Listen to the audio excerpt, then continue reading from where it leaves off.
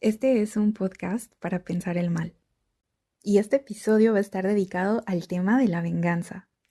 Entonces, la historia con la que vamos a empezar es de hecho la historia de una película, una gran película que se llama Old Boy, del cineasta Park Chan-wook, que es un cineasta coreano que se ha convertido en una de mis favoritas, de hecho. La película es del 2003, pero yo la vi hace algunos meses y como que siempre me había salido recomendada como una de las películas que hay que ver, pero por alguna razón nunca me había llamado la atención. Pero hace unos meses la proyectaron al aire libre, me pareció un buen plan y me animé a verla y wow, eh, no exagero si les digo que quedé con la boca abierta un par de horas después y no se me pasaba el hype, porque es una película que funciona en un montón de niveles. A nivel de guión, por ejemplo, de la historia que se cuenta, diría que es una en la que no he podido anticipar el resultado, cómo iban a resolver los conflictos, los giros de guión que de pronto aparecieron. Y me quedé pensando por qué, y creo que se debe a varias cosas. Primero, les decía que es una historia de venganza, pero normalmente estamos acostumbrados a oír estas historias o conocer estas historias del lado de la parte a la que le han hecho una injusticia, del lado de la parte que se venga, ¿no? Por ejemplo, Kill Bill. Pero esta está contada del lado de la parte de quien se vengan. Si lo queremos decir simple y rápido, esta es una historia de venganza que está contada desde la perspectiva de el malo, entre comillas. Pero y luego resulta un malo por el que también empezamos a sentir un montón de empatía. Imagínense que, y ahí vienen los spoilers, de pronto y sin saber por qué, se encuentra en una habitación en la que permanece encerrado años, de hecho 15. Que bueno, este es un spoiler que nos dan en los primeros minutos de la película. Por supuesto, cuando sale, bueno, cuando lo liberan, lo primero que él quiere hacer es enterarse quién lo encerró y por qué razón. Y entonces se da cuenta de que esta persona no lo ha dejado solo. Uno puede pensar, bueno, ya se vengó, ya lo encerró 15 años, pero más bien es el comienzo de la historia. Entonces, también hay un montón de elementos que pueden resultar muy atractivos para todo tipo de audiencias. Hay una escena de acción, de hecho, una de estas que se filma en un solo plano, en donde yo leía después que el actor, cuando terminó de grabarla, porque esto fue en una sola toma, se pasó en cama un par de días de lo agotado que estaba. Y no es como una de estas escenas impresionantes como las de Jackie Chan, que tiene como una técnica perfecta de artes marciales. Esto no es así. O sea, es un tipo que, claro, se supone que pasó 15 años encerrado y que practicó pues un poco de defensa personal, pero de manera aficionada. O sea que es un poco torpe y que también recibe muchos golpes, pero uno no puede apartar los ojos de esa escena. Hay otra escena, por ejemplo, donde uno ve cómo se come a un pulpo prácticamente vivo. Es que es eso. Tiene tantas cosas tan rescatables esta película que no puedo no recomendarla desde un montón de puntos de vista. Por cierto, en el Insta voy a tratar de recopilar algunas escenas de la película donde yo haya disfrutado mucho la fotografía, porque tiene varias de estas, y las voy a dejar en el post para que las puedan ver. Pero pensando en la historia, ¿no? Les decía yo que es una historia de venganza. Bueno, yo no sé si al final la historia de Old Boy tiene este efecto de satisfacción que suelen tener este tipo de historias. Hablaba hace un momento de Kill Bill, ¿no? Bueno, pues cuando por fin llega el momento en el que muere Bill, uno siente que la historia ha llegado a su justo final. Pero en el caso de Old Boy, y sin darles demasiados spoilers, porque el final tiene varias partes y vale la pena verlo sin spoilers, yo creo que uno no tiene este mismo sentimiento de que algo se ha resuelto, de que se ha hecho justicia, de que algún mal ha sido reparado. Porque creo que por esta razón, nos gusta tanto, nos parecen tan satisfactorias las historias en las que se venga lo que nos parece una injusticia. Es una especie de lógica que nos dice que si el mal no es controlable por prevención, antes de que pase, que al menos pueda ser controlable por reparación. ¿Y cómo puede repararse el mal que se hace? Bueno, pues con el sufrimiento del culpable. Esta es la lógica por debajo de las historias de venganza.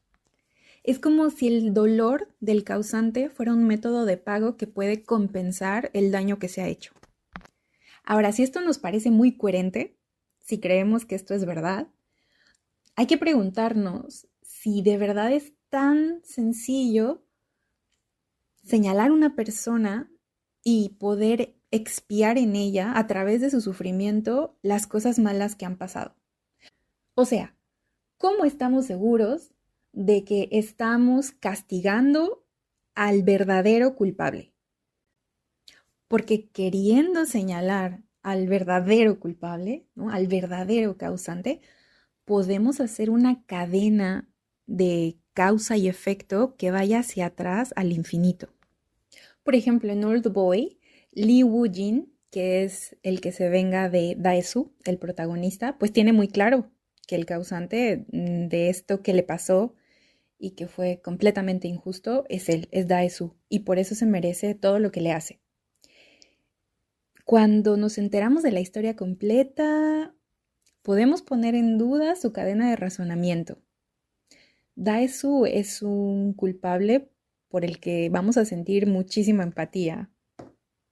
Tal vez hasta vamos a sentir que es él a quien le están haciendo algo injusto. Y es que aunque estamos muy cómodos manejando la culpa en un nivel individual, hay que reconocer que en estas cosas que suceden que no queremos que pasen, hay un montón de otros factores en la ecuación que no consideramos. Y quizás algunos de estos factores ni siquiera cumplen los requisitos para ser declarados culpables. Pensemos, por ejemplo, en un terremoto que cause mucha destrucción y muchas víctimas. Claramente el terremoto no puede ser un culpable como lo sería una persona. Pero podemos decir, ok, tuvo que haber alguien que debió hacer los estudios geológicos y sismológicos adecuados antes de construir edificios. O tuvo que haber alguien que debió establecer un protocolo de emergencias eficiente y hacer simulacros. O alguien que debió educar a las personas para saber cómo actuar en casos de emergencia. Y podemos continuar. Pero entonces la culpa parece que está compartida por muchas personas en muchas dimensiones. De modo que si queremos cargarla en uno solo, podría ser como querer fabricar un chivo expiatorio para darnos la ilusión de que el problema está solucionado. O sea, de que podemos en realidad controlar el mal o repararlo. Pero esquivar o aliviar las cosas malas que pasan con esta casa de culpables no logra en verdad, primero, solucionar los problemas de fondo que causan siniestros. Y segundo, tampoco logran desaparecer el mal del mundo. Estas cosas siguen pasando. Entonces, este tipo de búsqueda hacia atrás de culpables puede llegar a tomar formas a la vez absurdas y coherentes, pensando no solo en ejemplos del tipo, bueno, yo reacciono de esta manera por cosas que me han hecho a mí en el pasado, sino vamos a suponer un caso en el que un fumador piense, ¿por qué fumo? ¿Quién es el culpable de que yo fume? Y llegue a la conclusión de que el mundo debería ser de una manera tal que no le permitiera a él comprar tabaco. Y entonces se podría preguntar, ¿por qué existen en el mundo, en primer lugar, sustancias tan nocivas como el cigarro? ¿Por qué se venden? Sí, pero ¿por qué existen? ¿Por qué no se han tomado el trabajo? ¿Y quiénes tendrían ese trabajo? Pero ¿por qué no se lo han tomado de eliminarlo de la faz de la tierra? Si no existiera el tabaco, no existirían fumadores de tabaco, ¿no? Esto es muy coherente, esto es muy lógico, pero a la vez suena un poco absurdo. Supongamos que este fumador que quiere buscar culpables, causantes de su hábito, llega al extremo de hacer una investigación, un rastreo súper obsesivo para encontrar al descendiente más cercano, el más probable, de la tribu originaria que, de acuerdo a sus investigaciones, popularizó el consumo del tabaco en América. Y entonces lo rastrea, viaja, lo encuentra y lo desvive. Hay que preguntarnos si el mal se ha eliminado del mundo, aunque sea un poquito con este acto, para él y para todos los fumadores. Claro que podríamos decir, bueno, pero este descendiente no fue el culpable directo. Pero si analizamos algunas cadenas en las que asignamos culpas de este tipo, a lo mejor también podemos encontrar peros para señalar causantes que deberían sufrir por cosas en las que habían otros factores en juego. Y a lo mejor esos otros factores tenían más peso que lo que pueden tener las fuerzas de una sola persona.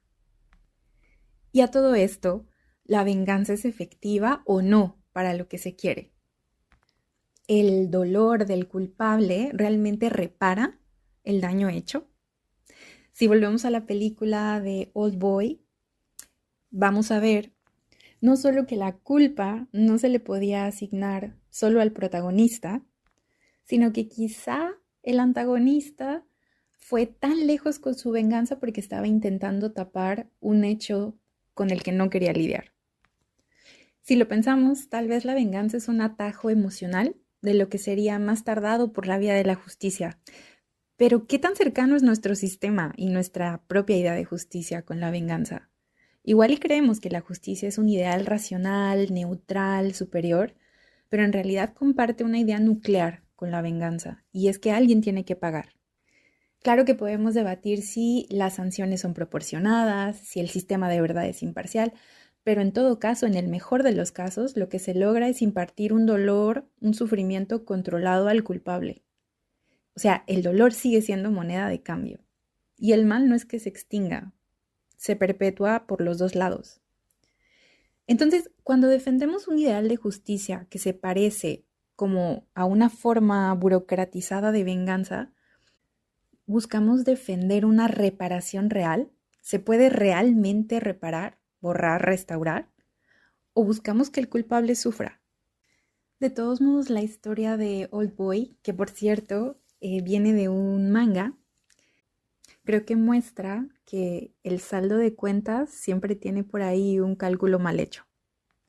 Y bueno, para terminar con la recomendación final, es que podría decir muchísimos títulos porque de verdad la venganza es un tema universal. Y entonces tenemos los clásicos como Hamlet, como El Conde de Montecristo, los hollywoodenses como Gladiador o Memento, la misma triada de Park Chan-wook, que incluye también Sympathy for Mr. Vengeance y Lady Vengeance. Pero yo quiero recomendar Dogville de Lars von Trier, que protagoniza Nicole Kidman y que es una película bastante interesante, no solo por el guión, sino por la manera en la que está filmada. Parece que estamos viendo como una obra de teatro experimental porque la escenografía son apenas unas cuantas cosas y unas líneas de gis, de tiza. En fin, eso es todo por este episodio. Gracias por escuchar y hasta la próxima.